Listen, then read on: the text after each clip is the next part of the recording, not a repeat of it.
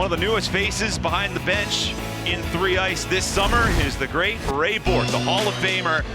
Played over 1,500 games, or 1,500 points in the National Hockey League. Those 1,579 points, 11th all-time among all players. And of course, number one among defensemen, 5-time Norris Trophy winner, and won the Stanley Cup with the Colorado Avalanche back in 2001. Earlier tonight, had an opportunity to speak with Ray Bourque about his illustrious career and this whole experience of being behind the bench in 3-ice and coaching his son, and also some of the adjustments he's made from his first week to week 5 here in Boston.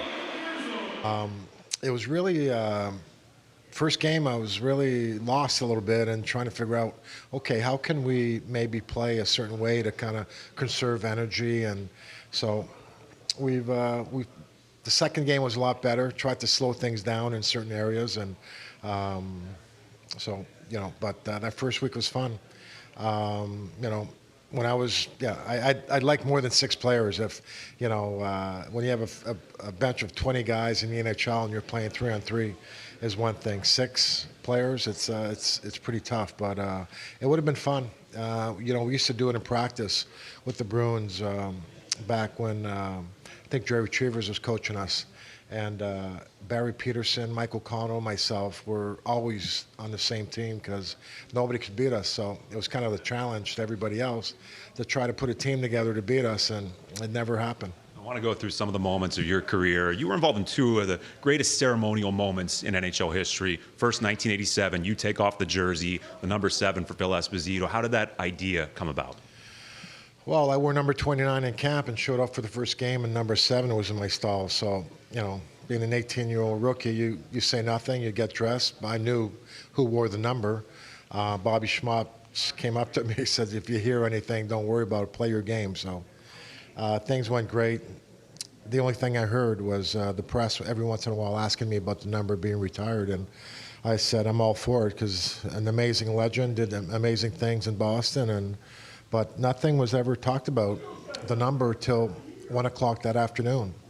I get a call from Terry Riley that was in Harry Sindon's office, and we decided to come up with, I go out for warm-up with number 7, come back in, put 77 underneath, go up, call Phil up, and reveal number 77, and it was awesome. It was really a weird lack of communication because it was decided that afternoon exactly what we were going to do, but it was awesome because no press, no fans, just my wife, management, coaches, and trainers knew about it. So it was great, and making Phil's day like that should be up there.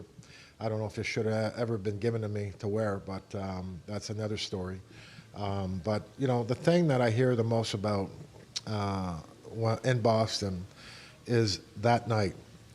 Everybody, the building only held 14,500, something like that. It seems like there's 100,000 people there at that game because it seems everybody coming up to me asking me, well, I was there that night. And it had nothing with scoring a goal or a big win or whatever it was. So it was really, really cool to be part of something special, to make Phil, his night was, just by his face, he was shocked, and it was fun to be part of that. The other one, of course, 2001, Joe Sakic hands you the cup. How sure were you that was going to be your final NHL game, no matter what the outcome was? I knew it was going to be my last game. My wife knew it was going to be my last game. But not very many people knew. Going into that year, that was my last year regardless. I asked Pierre Lacroix for a 1-year deal to match what I had last year, and he gave me a 2-year deal. He didn't want to give me a 1-year deal. But it didn't matter. I didn't go back for that second year, but it was a lot of fun to get the job done. And Joe, just a classy guy. All he wanted to make sure that I was right next to him. After we win Game 6 in New Jersey, that's all he wanted to talk about is how are we going to do? How are we going to do the cup thing, Ray? I'm like, Joe, let's win the game.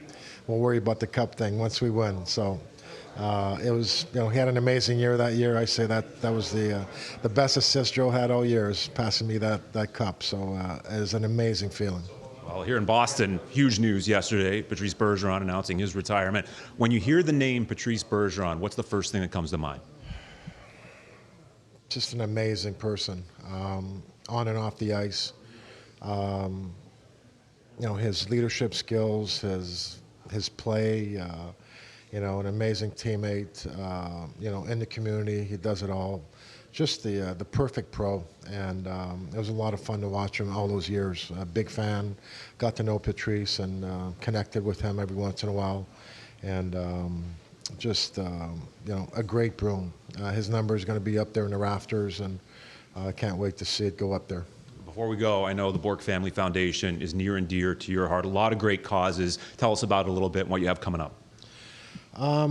We started about 7 years ago, and we have we had two events for a long time, a road race and a golf tournament. And then my wife wanted something that had nothing to do with sports, where everybody could get dressed up and get together, and we created, it was called the Black and White Ball pre-COVID. And during that time, we had to cancel 3 times, but we had a really close relationship with the Fradies, Pete Frady and ALS.